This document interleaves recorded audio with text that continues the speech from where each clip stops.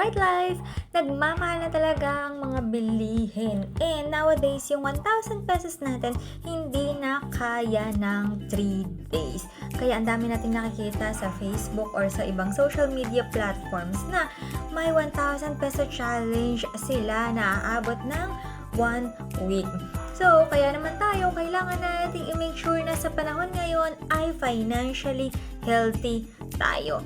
And by financially healthy, ibig sabihin, we have a stable income, good monthly spending, and kaya nating makakope up sa ating mga utang or zero debt talaga tayo. So, paano nga ba maging financially healthy?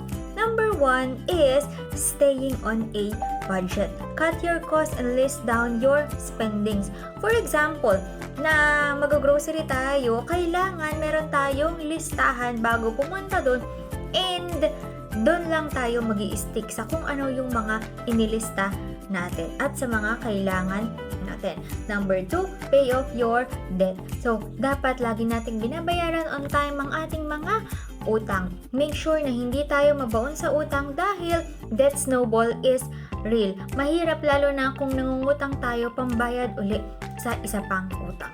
Number 3, increase your income.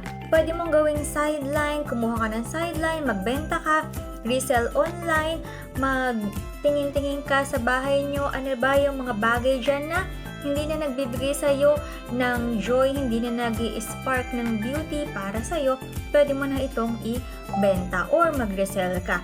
And speaking of that, hiring kami ngayon, baka gusto mong sumali sa amin bilang isang financial advisor. Number 4, invest din kapag ka may time.